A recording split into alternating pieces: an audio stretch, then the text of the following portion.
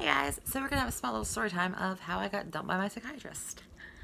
I'm sure not a lot of crazy people get to say that they've gotten dumped by their psychiatrist, but now I get to say I was one of them.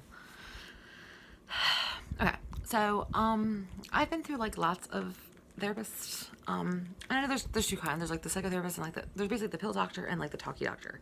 I don't know the proper names and fucking sue me, whatever. But in 2007, one of my, I've been through a ton of them. I usually end up not going back to the talkie doctors because they don't usually understand me or I don't like them or what have you. But in 2007, I was going through another down period because it's welcome to life, and I decided to go to a therapist. And the talkie doctor was actually really cool. She's the one who diagnosed me with all the various things.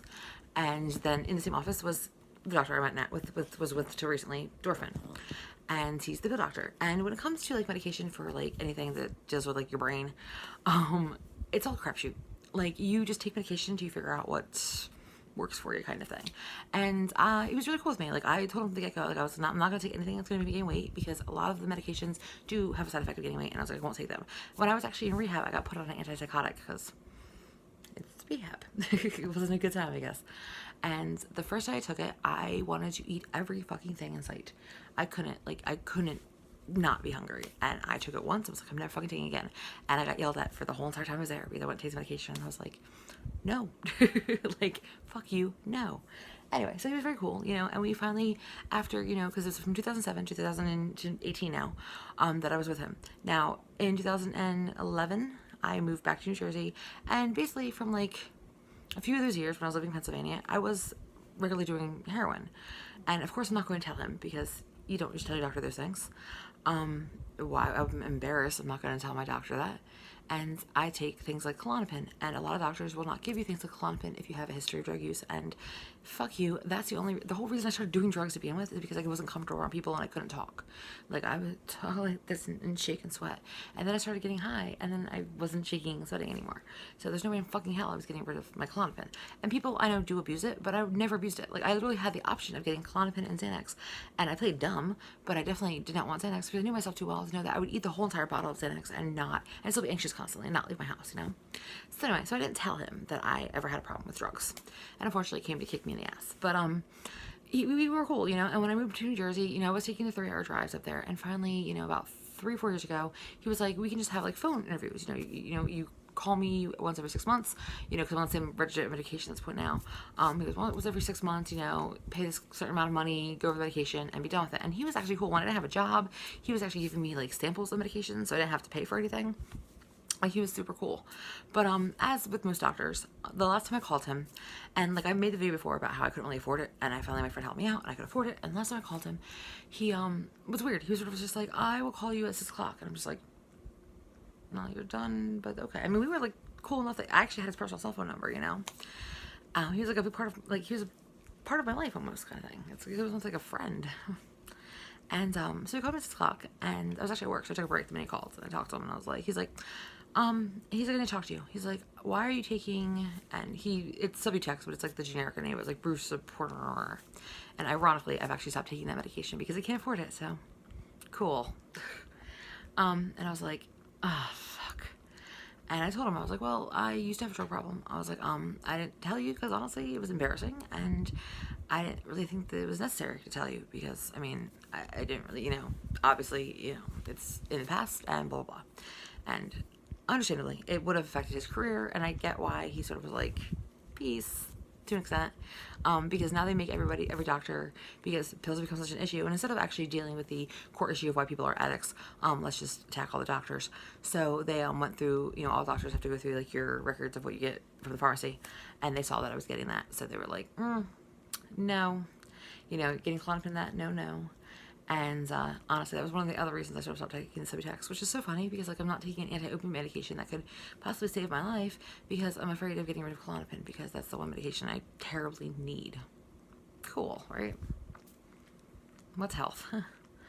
So anyway, so I tried to explain to him, but like I understand why he was like, well, I can't really keep you as a patient because now it looks like I'm doing something weird because you live so far away, and I only talk to you once every 6 months, and I didn't know you were on this medication.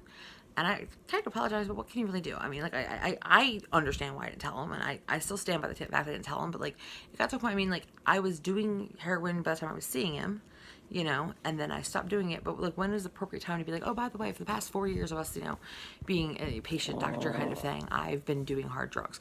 Like, there's never really an appropriate time to have that conversation. And yes, that's my own fault. I probably should have had that conversation, but this is what happens, I guess. So he was like, I will, you know, I'll send your medical records to anyone that needs to, so, you know, you have proof that you've been on this medication for so long and why and that kind of stuff. And I'm like, well, that's cool. You know, so I don't have to go to some new doctor and be like, hi, I'm not a junkie, I promise, but this is what I need. But at the same time, I now have like maybe a month left of medication, and I gotta find a brand new doctor in an area that is not really keen on giving medication to anyone. So cool. Kind of sucks a lot, but kind of my own fault. But I mean, where the fuck do I go from there? Like, am I supposed to like, hey, the past 4 years have all been a lie, I've been lying to you the whole time? No. And it's like, it sucks because you actually get like connections to doctors, you know, and I actually considered him almost like a friend. And I know he's not a friend. He's a doctor. And he's got to cover his ass. I'm just like, this year, man, I really can't go to work without Klonopin. And I don't care if it makes me sound like a fucking junkie. Give no fucks. Before Klonopin, I couldn't talk to people. I couldn't leave my house. I couldn't stop fucking shaking.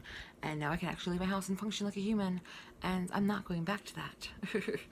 So now let's hope I can find a doctor in this area that is very judgmental and very sort of almost anti-medication. Like, there's two places to go. Like, when I go to my free clinic, they always give me this list of like psychiatrists, which I always find hilarious. I'm just like, okay, I get it. I'm crazy. Like, I fucking get it.